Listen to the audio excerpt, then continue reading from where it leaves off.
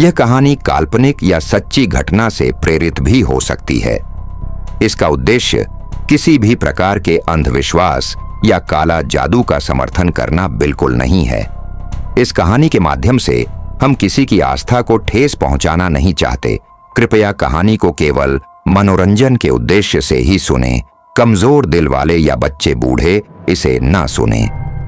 हमने कहानी के पात्रों और स्थान के नाम बदल दिए हैं, जिससे कहानी सुनते वक्त किसी को कोई परेशानी न हो। इससे पहले कि हम कहानी की ओर आगे बढ़ें, यदि आप इस चैनल पर पहली बार आए हैं तो आपसे हमारा अनुरोध है कि चैनल को सब्सक्राइब कर लें, ताकि हमारी आने वाली वीडियो आप तक आसानी से पहुंच सके और आपके और हमारे बीच संबंध बने रहे। तो आइए शुरू करते हैं। आज की हमारी कहानी गर्मी की मार हर गुजरते वक्त के साथ बढ़ती जा रही थी। आसपास लोग गर्मी से बेहाल थे और सोच रहे थे कि जल्द से जल्द घर कैसे पहुंचा जाए। आजकल सवारियां अमूमन से ज्यादा हो जाती थीं, वरना इतनी कमाई मेरी नहीं हो पाती थी। मैंने सोचा कि यह अच्छा मौका है, सवारियों को लेकर जाता हूं। ऐसे मौके पर मेरे आसपास के ड्राइवर ज्यादा पैसे मांगते थे, लेकिन मैं ईमानदारी से काम करना पसंद करता था। मुसाफिरों के साथ बेईमानी मुझसे नहीं होती और ना ही करनी चाहिए, इसलिए मैं सबसे हिसाब से ही किराया लेता था। सवारियां मेरे पास कुछ ज्यादा ही रहा करती थी। मैं एक एक जगह से दूसरी जगह और कई बार तो शहर से बाहर भी सवारियों को लेकर जाया करता था, जिससे मेरी अच्छी कमाई हो जाती थी।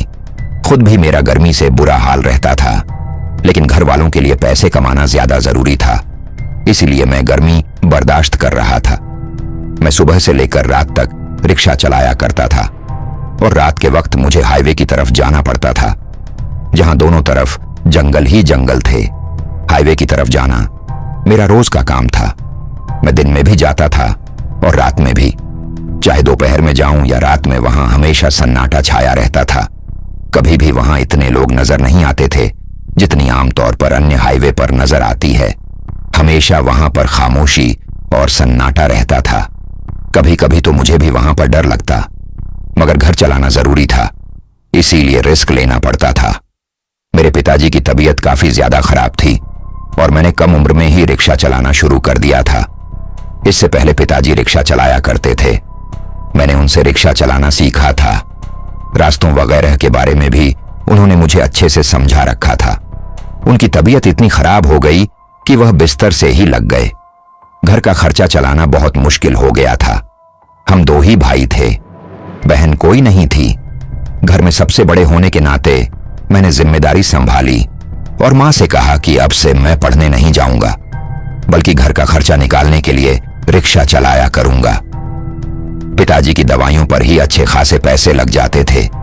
मां चाहती थी कि मैं एक वक्त में काम करूं और दूसरे वक्त पढ़ाई करूं, लेकिन ऐसा करना पॉसिबल नहीं था। मेरा काम ऐसा था कि सुबह से शाम तक मुझे हर हाल में रिक्शा चलाना पड़ता था।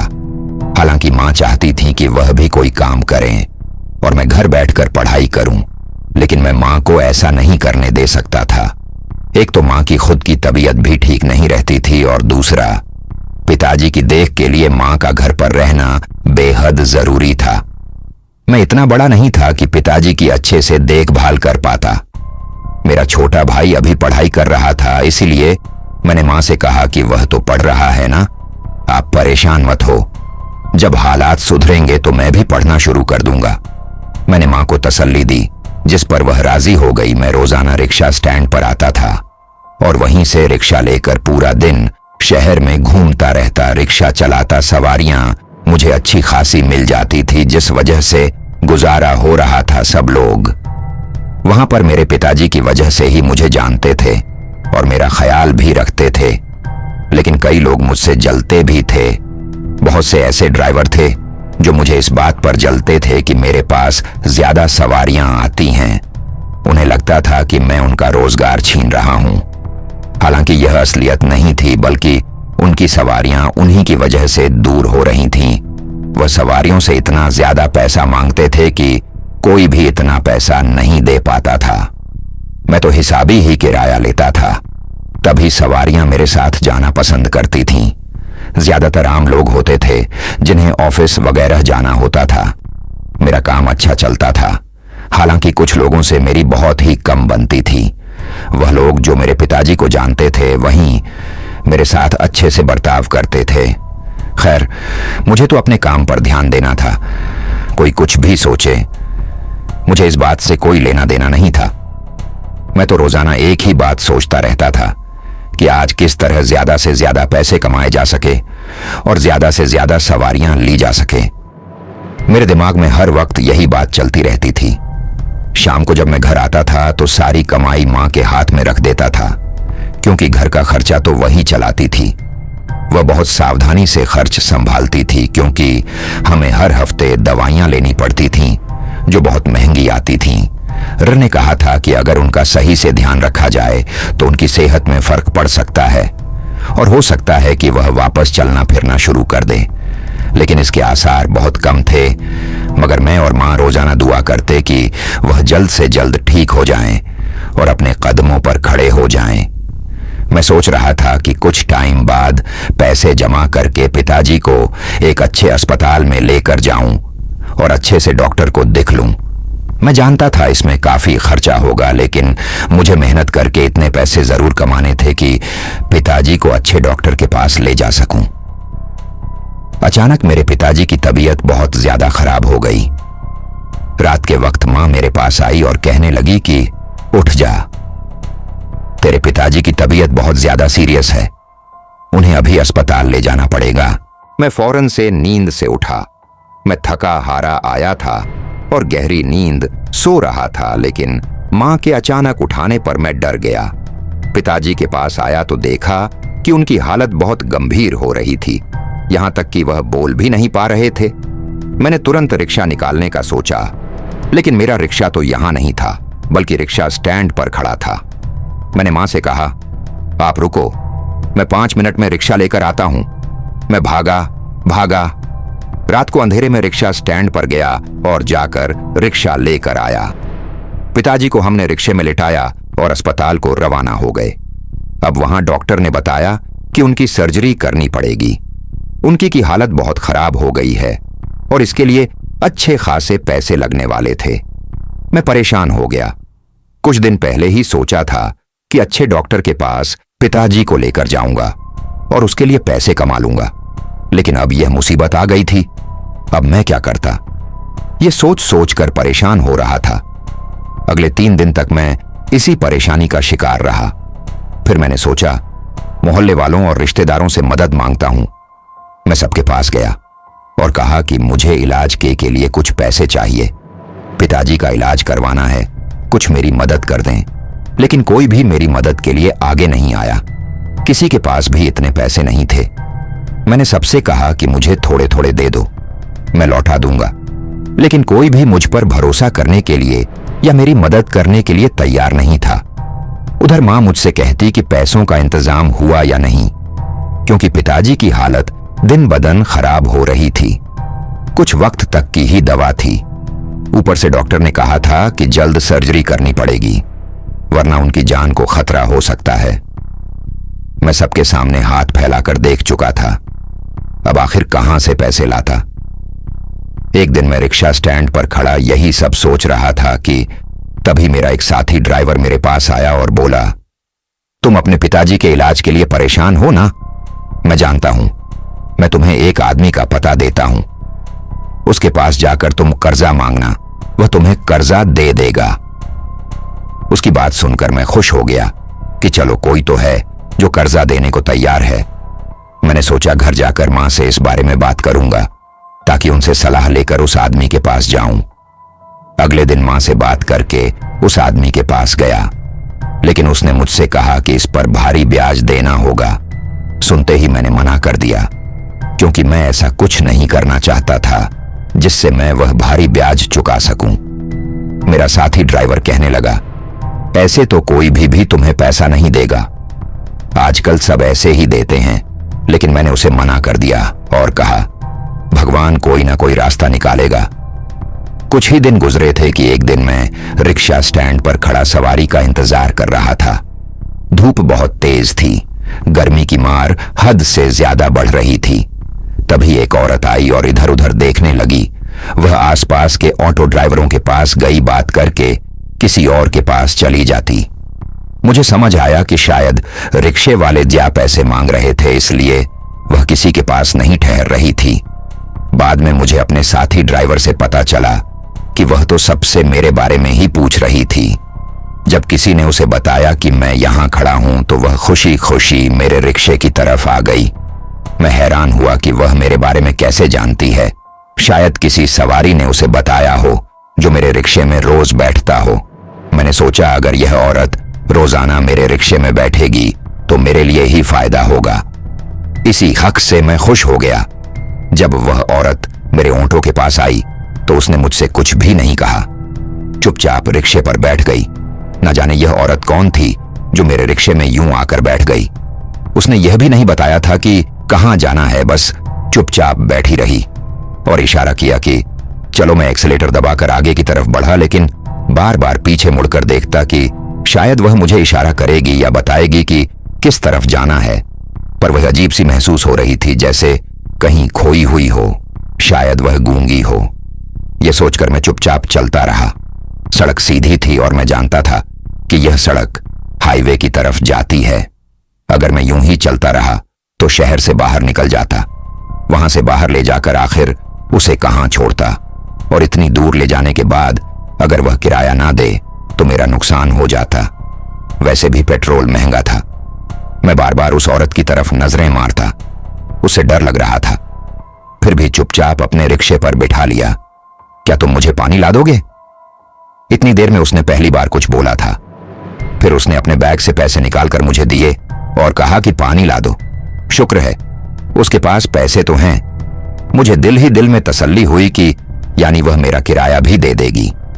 मैं पास की दुकान पर गया और वहां से ठंडे पानी की बोतल ले आया। एक बोतल मैंने अपने लिए भी खरीद ली थी, क्योंकि गर्मी तो वाकई बहुत ज्यादा हो रही थी। जब मैं रिक्शे में आया तो देखा कि वह औरत बैठी रो रही थी। मैंने उससे कोई सवाल नहीं किया, क्योंकि मैं दूसरों के कामों में दखल नहीं देता था। चुपचाप रिक्शे में बैठकर रिक्शा चलाने लगा और उस औरत से एक बार फिर पूछा कि आपको कहां जाना है। उसने कहा, बस इसी सड़क पर चलते रहो, मैं तुम्हें बता दूंगी कि कहां उतरना है। वह अकेली औरत हाईवे की तरफ क्यों जाना चाह रही थी? वहां तो ऐसा कुछ भी नहीं था जहां वह जाती।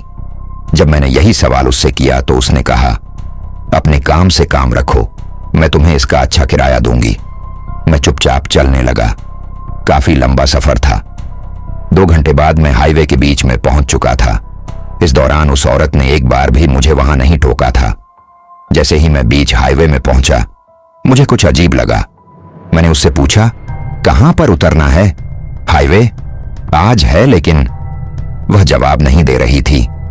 मैंने मुड़कर देखा तो वह पिछली सीट पर बेहोश पड़ी थी। यह कैसे बेहोश हो गई? मुझे पता क्यों नहीं चला? अब मैं क्या करूंगा? मैं लगातार सोचता जा रहा था। ऐसी मुसीबत आज से पहले तो कभी भी मेरे पल्ले नहीं पड़ी थी। वह अकेली औरत थी और बेहोश हुई पड़ी थी। मैं उसका क्या करता? यहां आसपास कोई भी तो नहीं था, न ही कोई कस्बा वगैरह नजर आ रहा था। यूं अकेले तो उसे नहीं छोड़ सकता था। मैंने सोचा कि जहां से मैं उसे लाया था वापस वहीं ले जाता हूं या पुलिस के हवाले कर देता हूं। मैं किसी भी मामले में पढ़ना नहीं चाहता था। इस तरह तो मैं ही फंस सकता था, या फिर मुझ पर यह इल्जाम लग जाता कि मैं किसी गलत इरादे से उस औरत को लेकर उस हाईवे की तरफ गया था। इससे बेहतर था कि अपने सर से इस मुसीबत को उतार दिया जाए। यही सोचकर मैंने रिक्शा वापसी की तरफ मोड़ा, लेकिन अचानक से मेरा रिक्शा चलना ही बंद हो गया। मैंने उतर कर देखा, रिक्शे में कोई खराबी नहीं थी। इसके बावजूद वह चल नहीं रहा था। अब यह एक और मुसीबत आ गई थी। आज से पहले कभी ऐसा भी नहीं हुआ। मुझे लगा कि मेरा आज का दिन ही खराब है। वह औरत अभी भी वहां बेहोशी पड़ी थी। मैंने उसके चेहरे पर पानी की छींटे मारकर उसे होश में लाने की कोशिश की। आसपास से इक्का दुक्का गाड़ियां गुजर रही थीं। मैंने कई बार गाड़ियों को भी रोकने की कोशिश की कि कोई गाड़ी वाला रुककर मेरी मदद कर दे, लेकिन कोई भी नहीं रुक रहा था। यह जगह ही ऐसी थी कि यहां पर लोग रुकना नहीं चाहते थे, क्योंकि यहां किसी भी किस्म का खतरा हो सकता था। वैसे भी ऐसी जगहों के बारे में सुनने को मिलता है कि यहां पर बुरी शक्तियां होती हैं, लावे होते हैं, या फिर लुटेरों का भी खतरा होता है जो मुसाफिरों को लूट लेते हैं। मुझे बहुत सावधानी से काम लेना था। फिर मैंने उस औरत को अपने रिक्शे से उतारा ताकि उसे बाहर की हवा मिले और शायद उसे होश आ जाए। मेरी 1000 कोशिशों के बावजूद उस औरत को होश नहीं आ रहा था। हर गुजरते लम्हे के साथ मेरी फिक्र बढ़ती जा रही थी, क्योंकि थोड़ी देर बाद शाम होने वाली थी और अंधेरा फैलने वाला था। ऐसे में मैं उसकी मदद कैसे कर पाता? और मेरा दिल मान भी नहीं रहा था कि मैं इस औरत को यहां अकेले छोड़कर कैसे चला जाऊं। मुझ में अभी इतनी इंसानियत तो बाकी थी। मैंने मोबाइल निकाला और सोचा कि अपने किसी साथी ड्राइवर को कॉल करके उससे कहता हूं कि वह यहां पर आ जाए और मेरी मदद करें ताकि हम उस औरत को बचा पाए। मैंने अपने एक साथी ड्राइवर को कॉल किया। उसने मुझसे वादा किया कि वह 2 से 3 घंटे में मेरे पास पहुंच जाएगा। इस वक्त उसके पास कुछ सवारी है, उन्हें उतार कर वह सीधा हाईवे की तरफ ही आएगा। वह मुझसे हैरानी से पूछ रहा था कि मैं इस वक्त वहां क्या कर रहा हूं और ऐसी क्या मजबूरी हो गई है जो वहां रुकना पड़ रहा है। मैंने उसे बताया कि मेरा रिक्शा अचानक से चलना बंद हो गया है। उसमें कोई खराबी नजर नहीं आ रही, इसके बावजूद वह चल नहीं रहा है। यहां कोई लिफ्ट नहीं दे रहा है। मेरे साथ एक सवारी और भी है और वह बेहोशी की हालत में है। मैं कोई मुसीबत मोल नहीं लेना चाहता। उसे शहर जाकर पुलिस के हवाले करना चाहता हूं। मेरे दोस्त ने कहा, ठीक है, तुम परेशान मत हो, मैं थोड़ी देर में आता हूं। मैं जानता था कि उसे आने में 2-3 घंटे का वक्त तो लग ही जाएगा और तब तक शाम हो जाएगी। मैं वहीं उस औरत के साथ बैठ गया। वहां से गुजरने वाले लोग मुझे अजीब नजरों से देख रहे थे, लेकिन कोई भी रुक नहीं रहा था। मैं सोच में गुम था कि अचानक से मेरी गाड़ी को क्या हो गया है। यह रिक्शा मैं कई सालों से चला रहा हूं, कभी इसने अचानक से ऐसे धोखा नहीं दिया था। कोई खराबी तो नजर नहीं आ रही, तो फिर यह चल क्यों नहीं रही? शाम का अंधेरा भी फैलने लगा था और यहां पर तो अंधेरा जल्दी ढलता था क्योंकि आसपास घना जंगल था। ऐसे में यहां रुकना ठीक नहीं था। रात हो जाती तो मुश्किल का सामना करना पड़ सकता था। मैं अपने दोस्त का इंतजार किए जा रहा था, लेकिन जो उसने 2-3 घंटे का समय बताया था, अब 5 घंटे गुजर चुके थे और वह अब भी नहीं पहुंचा। मेरे मोबाइल की बैटरी भी खत्म हो गई थी। मैंने सोचा शायद उस औरत के पास मोबाइल हो। उसका बैग वहीं रिक्शे में पड़ा हुआ था। मैं रिक्शे के पास आया और उसके बैग को खोजकर मोबाइल ढूंढने लगा। मैं जानता था कि यह मेरी हरकत गलत है, लेकिन यह एक मजबूरी थी। फिर मुझे उसका मोबाइल मिल गया, लेकिन वह तो बंद था। अब मैं क्या करता? मैंने सोचा कि उस औरत को एक बार फिर से होश मिलाने की कोशिश करता हूं। यही सोचकर मैं पानी की बोतल लेकर उस औरत की तरफ मुड़ा। जब मैं उसके करीब गया तो देखा कि वहां तो कोई औरत ही नहीं थी, वहां कोई इंसान ही नहीं था। अचानक से वह औरत गई तो कहां गई? मैंने हैरानी से इधर उधर देखा, कहीं कोई उसे उठाकर तो नहीं ले गया, लेकिन यहां तो कोई और था ही नहीं। अब मैं क्या करूंगा? मैं वहीं सर पकड़कर बैठ गया। वह बेहोश औरत खुद से यहां से कैसे जा सकती है? उसका सामान भी रिक्शे में पड़ा हुआ था। मुझे यहां से जल्द निकलना चाहिए, कहीं ऐसा ना हो कि मैं भी किसी मुसीबत में फंस जाऊं। मैं फौरन अपने रिक्शे में आकर बैठा और दोबारा से उसे चलाने की कोशिश की। इस बार वह रिक्शा चल गया। इतनी देर से जो रिक्शा चल ही नहीं रहा था, अब कैसे स्टार्ट हो गया? मैंने फौरन से रिक्शा मोड़ा और वापसी की तरफ चलने लगा। मैं बहुत ही ज्यादा स्पीड से ऑटो चला रहा था। मैं जल्द से जल्द इस वीराने इलाके से निकलना चाहता था, लेकिन मेरे दिमाग के एक कोने में वह औरत छप कर रह गई थी कि आखिर अचानक से वह औरत गई तो गई कहां? कुछ तो उसके बारे में अजीब था। हो सकता है उसे होश आ गया हो और वह खुद से कहीं चली गई हो, लेकिन कम से कम उसे मुझे तो बताना चाहिए था। और उसका सामान अब तक मेरे रिक्शे की पिछली सीट पर पड़ा हुआ था। मैं काफी लंबा सफर तय करके रिक्शे वाले अड्डे पर पहुंचा। मेरा वह दोस्त जो मुझसे कह रहा था कि मैं आने वाला हूं, वहीं बैठा किसी से बातें करने में व्यस्त था। मुझे देखकर वह फौरन से खड़ा हो गया और बोला कि मैं बस आ ही रहा था। मैंने उससे कुछ भी नहीं कहा और चुपचाप अपना रिक्शा वहां खड़ा कर दिया। पिछली सीट से सामान निकालकर अपने घर की तरफ चला। या मैं रिक्शा यहीं खड़ा करता था और घर आने के लिए बस का इस्तेमाल करता था। मैं घर पहुंचा तो मेरी मां ने कहा, क्या हुआ, इतना परेशान लग रहे हो, कोई परेशानी हो गई है क्या? मेरे हाथ में लड़कियों का सामान देखकर बोली, ये किसका है? मैंने कहा, एक सवारी बैठी थी, गलती से छोड़कर चली गई। अगर कल आएगी ढूंढते हुए तो मैं उसे वापस दे दूंगा, इसे कोई भी हाथ ना लगाए। यह कहकर मैं अंदर कमरे में आ गया और उस सामान को अलमारी में रख दिया। दूसरों की चीजों में मुझे कोई दिलचस्पी नहीं थी। मैं नहीं चाहता था कि उसकी कोई चीज खराब हो। अगर उसे अपने सामान की परवाह है तो वह कल आकर ले लेगी, वरना मैं इसे कहीं छोड़ दूंगा। मां ने कहा, चलो तुम नहा धो लो, मैं खाना लगाती हूं। मैंने मां से कहा कि मुझे खाना नहीं खाना है, मेरा मूड बिल्कुल भी अभी अच्छा नहीं है। मैं नहा धोकर ऊपर छत पर आकर बैठ गया। गर्मियों का मौसम था, इसीलिए मैं ज्यादातर छत पर ही सोता था। यहां ठंडी हवा आती थी। मां मेरा रवैया देखकर बहुत हैरान हो रही थी, क्योंकि आज से पहले तो मैं इस तरह का रवैया कभी भी नहीं रखता था और बिना खाना खाए मैं सोता भी नहीं था। इसीलिए वह मेरे मना करने के बावजूद छत पर खाना लेकर आ गई और मुझसे कहने लगी, क्या हुआ है, आखिर तुम इतने परेशान क्यों नजर आ रहे हो? और दिन तो तुम काम से थके हारे आते हो, लेकिन हमेशा खुश रहते हो। आज ऐसा क्या हुआ जो तुम ऐसे लग रहे हो? मैंने मां से कहा कि मैं आपको एक बात बताता हूं। आज मेरे साथ बहुत ही अजीब घटना हुई। एक औरत मेरे रिक्शे में आकर बैठी। पहले तो वह मुझसे बात भी नहीं कर रही थी। उसके बाद उसने मुझे कहा कि उसे हाईवे की तरफ जाना है। जब मैं हाईवे के बीच में पहुंचा और कहा कि हम हाईवे पर पहुंच गए हैं, अब तुम उतर सकती हो या यहां से और आगे जाना है, लेकिन वो मुझे कोई जवाब नहीं दे रही थी। मैंने मुड़कर देखा तो वह औरत बेहोश थी। मेरा ऑटो भी अचानक से चलना बंद कर गया था। रात भी बढ़ने लगी थी। जब मैंने अचानक पीछे मुड़कर देखा तो वह वहां से गायब हो गई। यानी वह वहां पर थी ही नहीं, जैसे वह छड़ी ही ना हो, जबकि वह बेहोशी की हालत में थी। उसने अपना सामान भी नहीं लिया और गायब हो गई। मेरे आसपास इस वक्त कोई मौजूद नहीं था जो उस औरत को उठाकर ले जाए या उसे नुकसान पहुंचाने की कोशिश करे। यह बात मुझे बहुत ज्यादा हैरानी में डाल गई। अब मैं बहुत परेशान भी था। क्या मुझे पुलिस के पास जाकर इस बारे में बात करनी चाहिए? मां बोली, हां, तुमने सही सोचा है, तुम्हें पुलिस के पास जाना चाहिए, वरना कल को मुसीबत तुम्हारे ऊपर आ सकती है।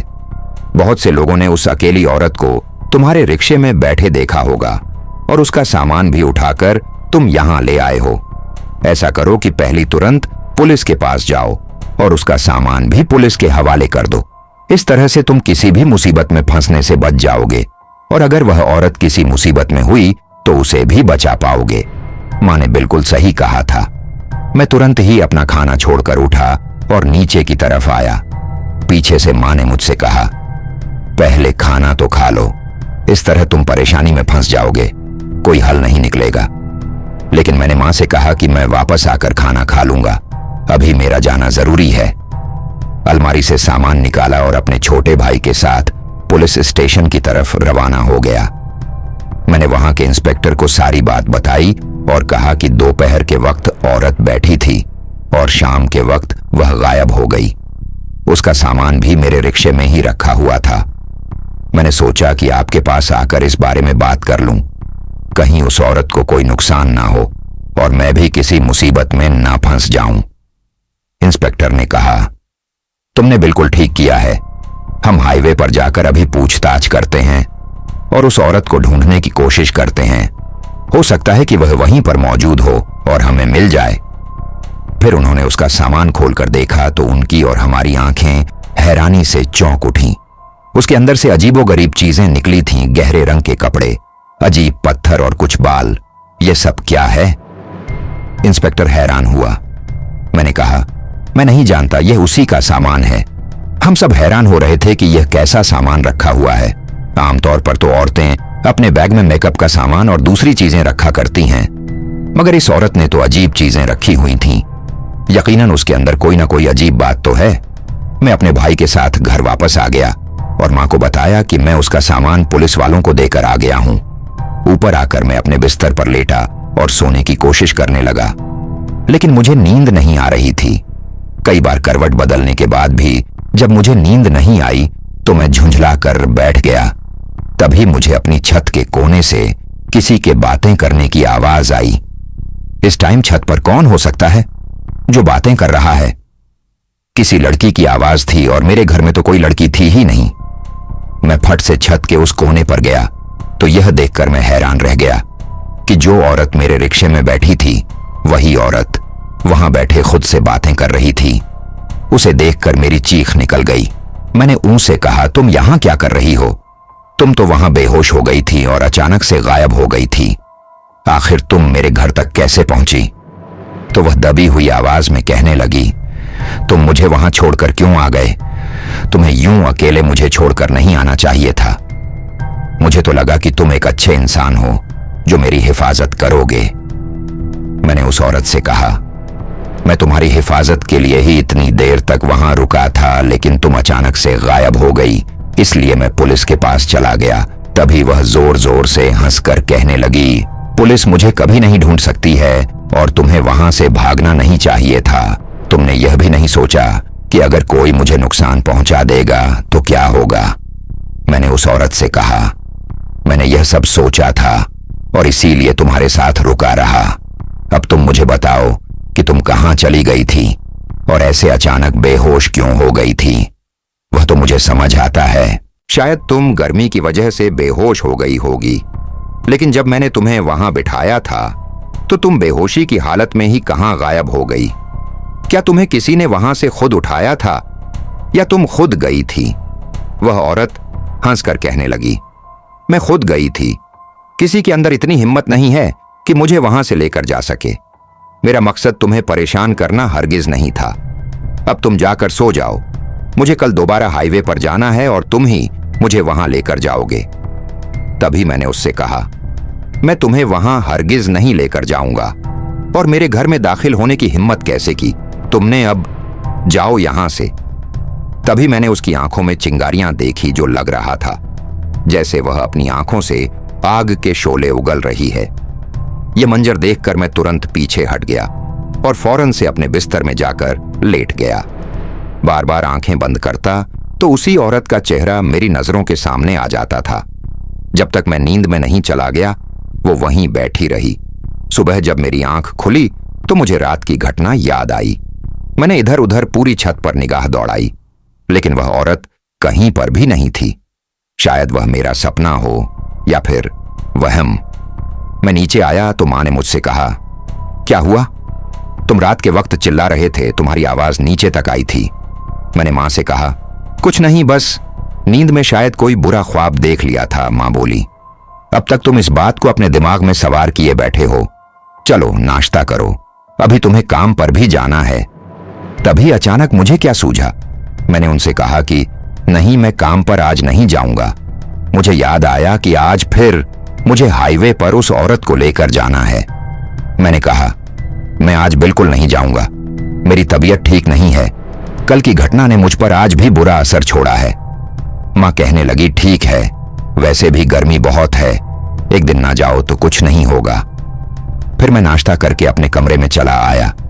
मैंने सोचा जाकर पुलिस को बताता हूं कि वह औरत रात को मेरे घर आई थी, क्योंकि मुझे अब बिल्कुल यकीन हो चुका था कि वह आई ही थी। लेकिन फिर मैंने अपने ख्याल को दरकिनार किया, क्योंकि मैं अपने आप को किसी मुसीबत में डाल नहीं सकता था। जब वह औरत मेरे घर पहुंच सकती थी तो वह कुछ भी कर सकती थी।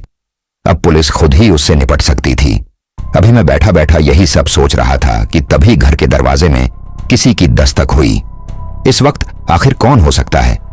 मेरा छोटा भाई जाकर दरवाजा खोलने लगा और फिर भागकर वापस अंदर आया। कहने लगा, भाई आपके लिए कोई सवारी आई है, कोई औरत है। उसने कहा है कि उसे इसी वक्त जाना है, कोई और रिक्शे वाला लेकर नहीं जा रहा था। औरत का नाम सुनकर मैं हैरान हो गया और साथ ही डर भी लगने लगा था। मैं जानता था कि यह वही औरत होगी। मैं भागकर दरवाजे पर आया और देखा तो सच में वही औरत थी। मैंने उससे कहा, तुम यहां तक कैसे आ गई? कल रात तो मेरे घर की छत पर थी और अब यहां कैसे आ गई? तुम्हें आखिर मेरा घर किसने बताया? वह बोलने लगी, मैंने तुमसे कहा था ना कि मेरे साथ चलो। अब तुम मुझे आज और अभी हाईवे पर जरूर लेकर जाओगे। तुम अपने काम पर क्यों नहीं आए? मैं कब से तुम्हारा इंतजार कर रही थी। तुम्हारा घर ढूंढना मेरे लिए कोई मुश्किल काम नहीं है। वह औरत जितनी खूबसूरत थी उतनी ही सेल्फिश भी थी। मां ने मुझसे कहा, दरवाजे पर कौन है, क्या हुआ है? मैंने कहा, कुछ नहीं, कोई सवारी है, उसे कहीं जाना है।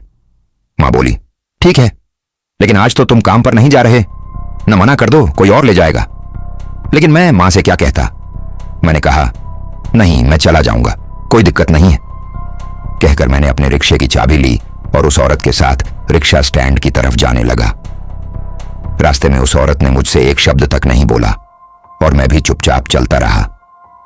जब रिक्शे वालों ने मुझे एक औरत के साथ वहां आते देखा तो हैरान रह गए और कहने लगे, क्या रे, अब तो सवारियां तुम्हारे घर तक आने लग गई हैं। मुझे उनकी यह बात बहुत बुरी लगी। मैं चुपचाप अपने रिक्शे की तरफ गया, उसे निकाला और स्टार्ट किया। उस औरत से कहा, बैठो, मैं तुम्हें हाईवे पर छोड़ देता हूं, लेकिन इसके बाद मेरा पीछा छोड़ दो। मैं तंग आ गया हूं तुमसे। तुम्हारी वजह से मेरी जिंदगी मुश्किल में आ गई है और मैं अपने घर वालों को कोई परेशानी में नहीं डालना चाहता। तुम मेरा पीछा छोड़ क्यों नहीं देती?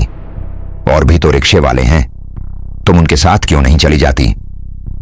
तभी वह औरत बोली, क्योंकि मुझे तुम पर भरोसा है और तुम अच्छे इंसान लगते हो।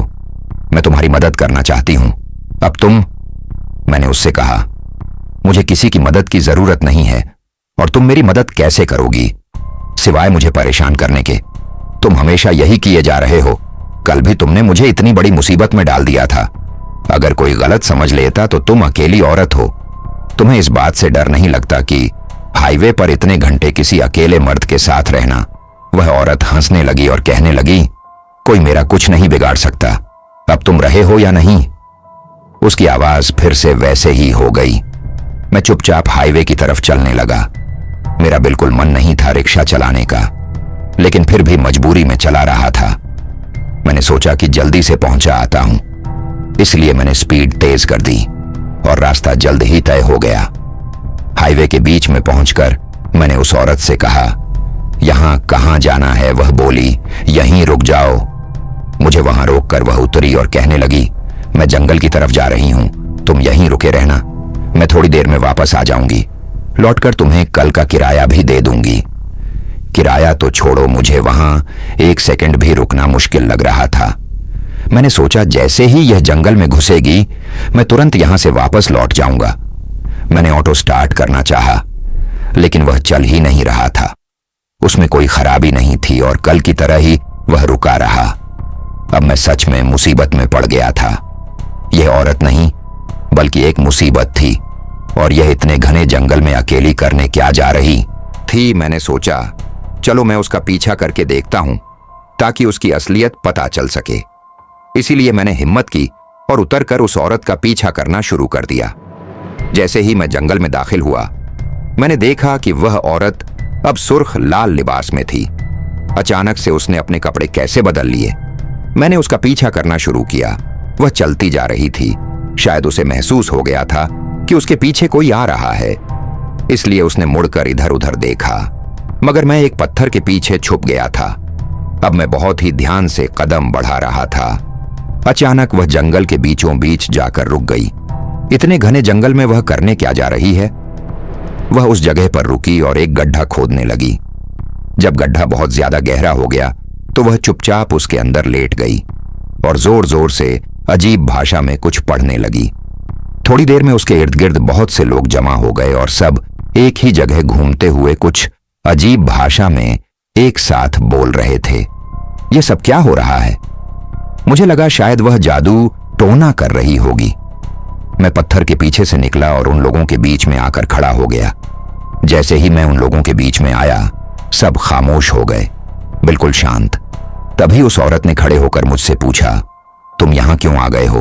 मैंने तुमसे कहा था ना कि वहीं रुकना, वापस जाओ जल्दी। फिर वे लोग वापस वहीं मंत्र पढ़ने लगे।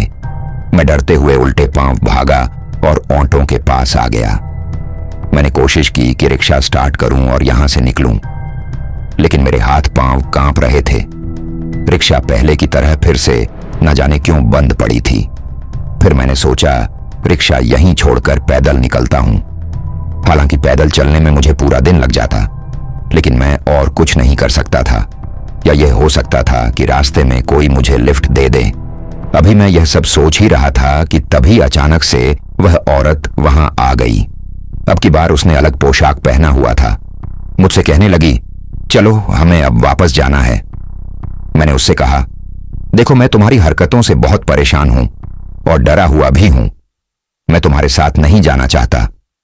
तुम यहां से अकेली चली जाओ या किसी और के साथ जाओ, मैं तुम्हारे साथ नहीं जाऊंगा।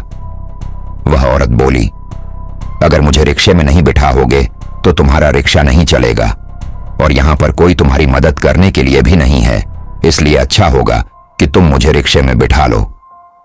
यह कहकर वह रिक्शे में बैठ गई। मैंने रिक्शा स्टार्ट किया तो वह चलने लग गया। मैं तेजी से वापसी के रास्ते की तरफ चल पड़ा। पूरे रास्ते उस औरत ने एक बार भी कोई बात नहीं की, लेकिन मैं नजरें उठाकर उसकी तरफ देखा। वह बहुत ही अजीबोगरीब हरकतें कर रही थी। ऐसी हरकतें कोई आम इंसान तो नहीं कर सकता था। मैंने पहले ही सोच रखा था कि अब मैं इसको दोबारा मेरे रिक्शे में कभी भी नहीं बैठा, हंगा चाहे कुछ भी हो जाए। जब मैं रिक्शा स्टैंड पर पहुंचा तो रात हो चुकी थी। वहां पर मौजूद सारे ड्राइवर मुझे अजीबोगरीब नजरों से देख रहे थे, जैसे न जाने इस औरत के साथ मेरा क्या चक्कर चल रहा हो। मैंने किसी को कोई जवाब नहीं दिया और उस औरत को उतारकर चुपचाप चलने लगा। वह मेरे पीछे पीछे आ गई और कहने लगी, तुमने मुझसे किराया तो लिया ही नहीं, ये लो अपना किराया। उसके हाथ में बहुत सारा पैसा था। मैंने चुपचाप अपने किराए के पैसे निकाले और रख लिए। बाकी पैसे उसे लौटा दिए, मगर उसने कहा, यह तुम्हारा इनाम है। तुमने इतनी देर इंतजार जो किया तो मैंने चुपचाप पैसे रख लिए कि कहीं कल को यह पैसे देने के बहाने मेरे घर वापस ना आ जाए। वह मेरे साथ ही चलती जा रही थी। आखिर उसे कहां जाना था? मैंने उस औरत से कहा, तुम मेरे साथ क्यों चल रही हो? तो वह ठहरी और कहने लगी, ठीक है तुम जाओ, मैं कुछ नहीं करूंगी। पता नहीं कैसी अजीब औरत थी। मैं तेजी से अपने घर की तरफ आया। दरवाजा खटखटाया तो सामने मां थी। कहने लगी, क्या हुआ? कल भी तेरे चेहरे पर ऐसी ही घबराहट थी और आज भी ठीक तो है ना? सब क्या? वो औरत दोबारा आई थी? मैंने मां से कहा, सुबह जो औरत आई थी ये वही है। रात के वक्त यह छत पर भी आई थी। वह हमारे घर कैसे पहुंच गई? आज वह जंगल में गई थी और अजीबोगरीब हरकतें कर रही थी। अभी उसने मुझे बहुत ज्यादा पैसे भी दिए हैं। मां मैं क्या करूं? मुझे उससे छुटकारा चाहिए, लेकिन यह मेरा पीछा छोड़ती ही नहीं है। अब तो लोग मुझे गलत नजरों से देखने लग गए हैं। यह मुझे कुछ ठीक नहीं लगती। मां बोली, तेरी बातों से तो यही लग रहा है कि तू सच में किसी मुसीबत में है। लगता है अब तो हमारा घर भी सुरक्षित नहीं है। अगर तुझे कुछ नुकसान पहुंचा दिया तो क्या तूने पुलिस को बताया कि वह यहां पर आती है? मैंने मां से कहा, नहीं, मैं इन मसलों में पड़ना नहीं चाहता। अगर मैंने पुलिस को बताया तो हो सकता है कि वह आगे भी मेरा पीछा ना छोड़े। मुझे बस उससे बचकर रहना है। मैं नहीं चाहता कि वह घर में किसी को नुकसान पहुंचाए। मुझे उसके इरादे अच्छे नहीं लगते, लेकिन वह मेरे ही पीछे क्यों पड़ी है वहां पर? और भी तो रिक्शे वाले हैं, उनमें से किसी के रिक्शे पर क्यों नहीं बैठ जाती? और इतने पैसे उसने मुझे आखिर क्यों दिए?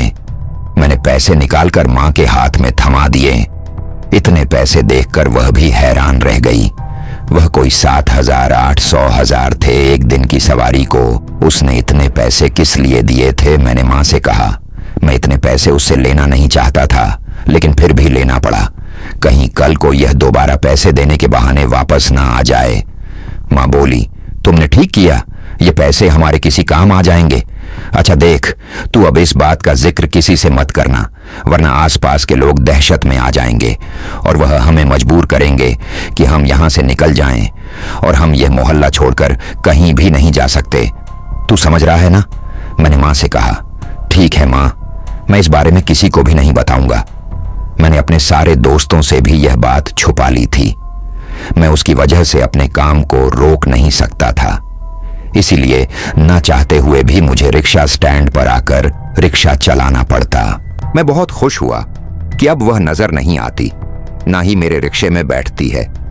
अक्सर दूसरे ड्राइवर मुझसे कहते कि क्या हुआ वह औरत, अब कहां चली गई है? पहले तो वह तुम्हारे साथ जबरदस्ती जाती थी। मैंने उनसे कहा कि अपने काम से मतलब रखो। उस दिन के बाद से मैंने कोई भी सवारी हाई की तरफ ले जाना छोड़ दिया। हाईवे के नाम से ही मुझे डर लगता था।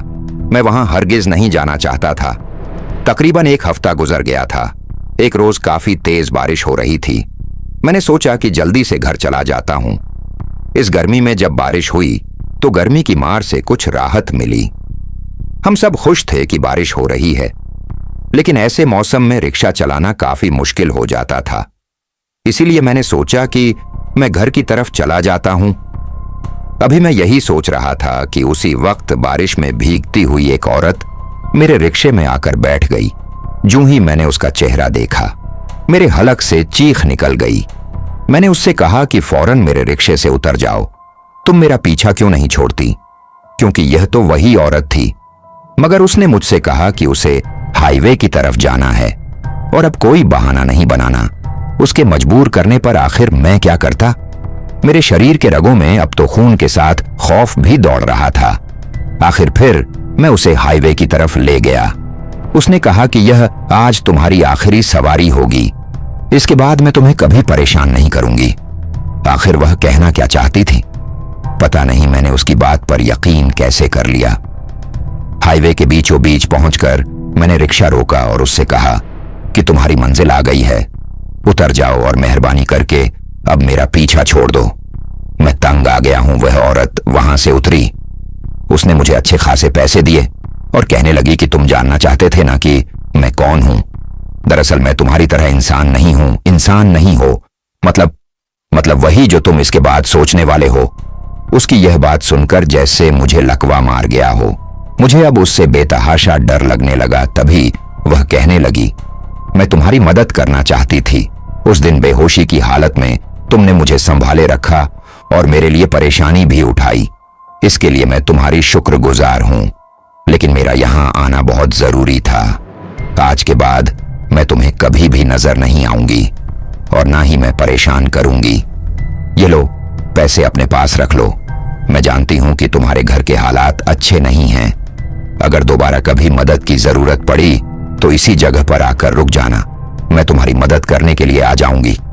यह कहकर वह जंगल के अंधेरे में कहीं गुम हो गई। इस बारिश में मेरी आंखों के सामने वह देखते ही देखते कहीं ओझल सी हो गई और जंगल में उसकी कदमों की आवाज बारिश की रिमझिम आवाज में कहीं खो गई और अब सिर्फ अंधेरे के सिवा कुछ ना था। क्या वाकई में वह कोई औरत नहीं थी? मैं उसकी बात पर अभी भी यकीन नहीं कर पा रहा था। अब मैं वहां से लौटने के लिए मुड़ा रिक्शा स्टार्ट किया। रिक्शा भी तुरंत ही स्टार्ट हो गया और मैं आराम से घर भी पहुंच गया। घर आकर मैंने मेरी मां को पैसे दिए और उन्हें सारी बात बताई। मां कहने लगी, हाँ, यह सच भी हो सकता है, क्योंकि इस दुनिया में हम इंसानों के अलावा ऐसी कई चीजों का भी अस्तित्व होता है। कुछ आत्माएं अच्छी होती हैं, कुछ बुरी।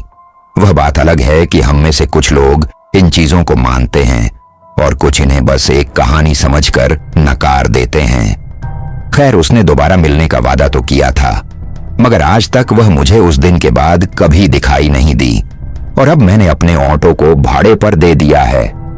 तो दोस्तों, यह थी आज की हमारी खौफनाक कहानी। मैं उम्मीद करता हूं कि आपको हमारी यह कहानी पसंद आई होगी। आपसे मेरा आग्रह है कि वीडियो को लाइक करें, दोस्तों के साथ शेयर करें और हो सके तो हमारे चैनल अनकही को सब्सक्राइब कर लें ताकि आने वाली हमारी वीडियो आपसे मिस ना हो पाए। अगर आपके पास भी अपनी कोई कहानी है जिसे आप हम सभी के साथ शेयर करना चाहते हैं तो उसे लिखकर या वॉइस रिकॉर्ड करके जैसे आप चाहे हमें डिस्क्रिप्शन में दिए कॉन्टेक्ट डिटेल्स पर भेज दें। हमें आपकी कहानियों को सुनाने में बेहद खुशी होगी। तो मिलते हैं एक नई कहानी के साथ। धन्यवाद।